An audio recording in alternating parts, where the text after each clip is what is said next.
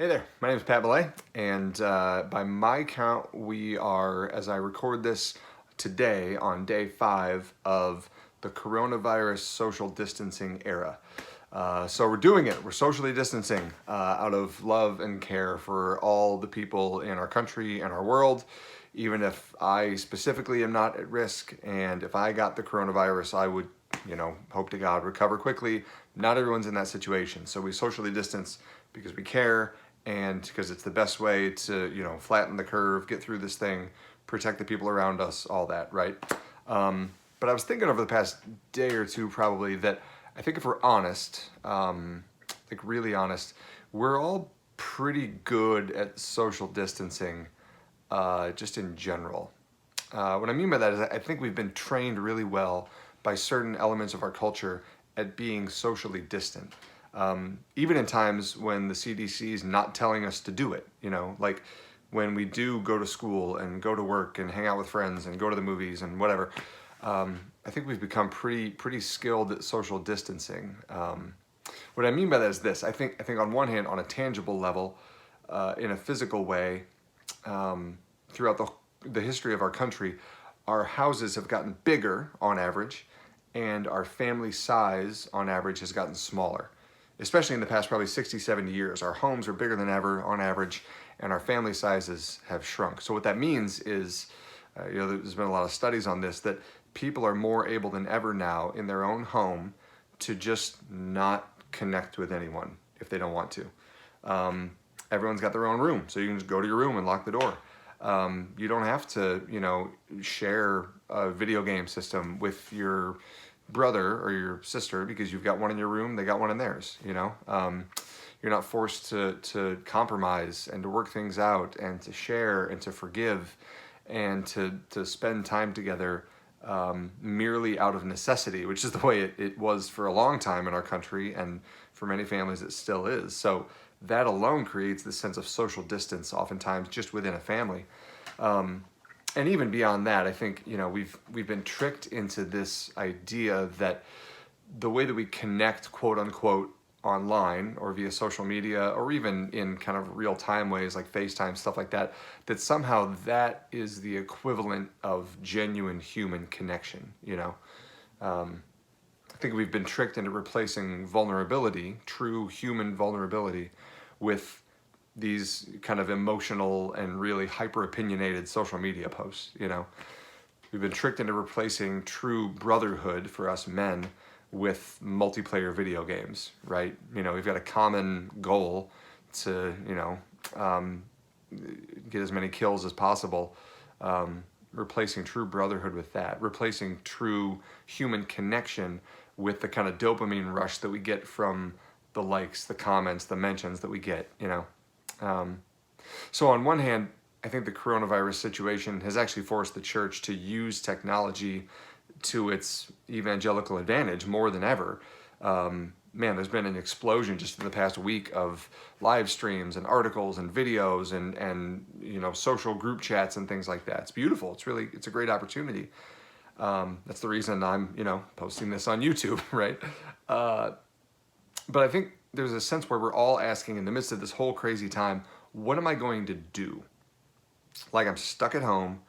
My parents won't let me hang out with my friends. My work won't let me come in. What am I supposed to do with my time? What am I going to do being locked in and trapped in my house with my family? What am I supposed to do? I think that may be the wrong question. I wonder if instead of asking the question, what am I going to do, we started asking the question, who am I going to be? Both in the broad sense, just in life, who do I want to be? And in the immediate sense, this week, this month, today, who am I going to be? Who do I want to be today? What kind of child do you want to be to your parents? What kind of parent do you want to be to your kids? What kind of spouse do you want to be? What kind of friend do you want to be, right? Because all those relationships, all those things, all those being statements are all made up of actions, right? Made up of physical, tangible choices, of things that you act out. So there's a few things that I would say in this time where we can really take advantage of social distancing and not just become another, screen addicted zombie like I'm tempted to be so many times anyway. Step one is just turn it off. Like turn off the phone, the computer, the iPad, the video game system, the TV. Just turn it off, right? And that's cute to say, but that's obviously easier said than done, right? I mean, we could do that every day. And somehow, even though we know that we ought to, that we shouldn't stare at that screen and just scroll for an hour, something inside us says, but what'll you do then? Right? Like if I turn off the TV or if I put the phone down, then what? What am I supposed to do? I'll be bored. I'll be terribly, horribly bored and alone. And that can't happen. That's the one mortal sin is I can't be bored, right? Here's the deal. Boredom is not the enemy of anything. Actually, boredom can be a great help to us in a lot of ways, both with creativity and relationships. Evil is the only enemy, but mediocrity is often one of the first steps on the way to evil. So settling for something that's less than my worth is often one of the first steps to evil. The second thing that I would say is taking time to connect with the people closest to you. Even if the people that are physically closest to you right now, your family, your parents, your kids, your siblings, even if they're not the emotionally closest people to you in your life, even if those relationships are tricky sometimes. So if you've got a difficult relationship that you're stuck in right now with parents, siblings, kids, whatever, start by controlling the things that you can control, which is just yourself, right? How can you love your parents the best during this time? How can you love your brother and sister the best possible way during this time? What if you just take the time to ask them questions about themselves that you never do because we're busy and you don't normally connect with folks that you live with, you know?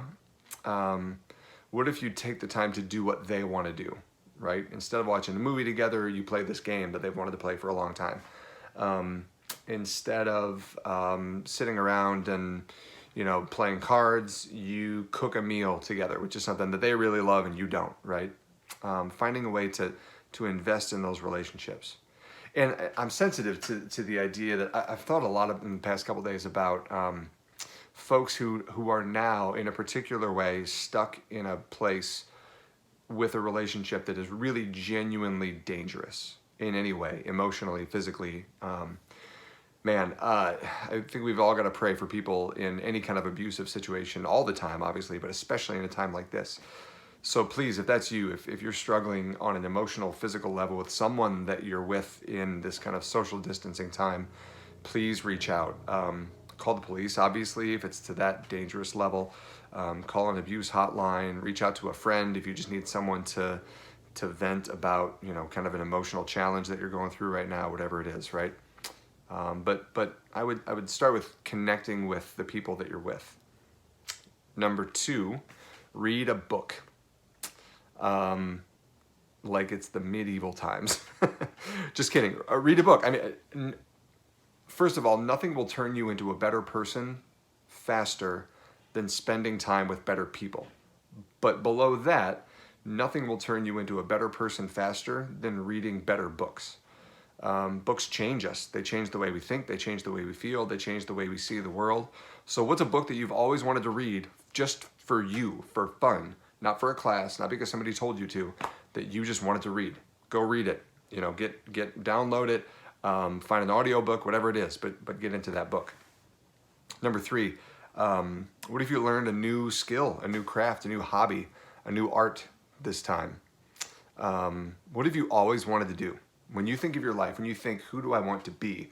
What's a thing, an activity that you've always wanted to do that would help you be that person, right? Man, we live in the age of YouTube. So, you know, if you're going to use a screen, maybe use it for that. You know, you could learn Italian. You could learn to play the guitar or some random instrument that your parents used to play that's in a basement in a box, you know. You could learn to sing better. You could learn to knit. You could learn to draw or paint. You could learn to work on your car. There are a million different things that you could do to genuinely become a more well-rounded, a better educated person, even without going to school. And number 4, most important of all, say your prayers. I'll do an entirely separate video on that, but say your prayers. Embrace the quiet and the time to connect with the God that is always desperate to connect with you.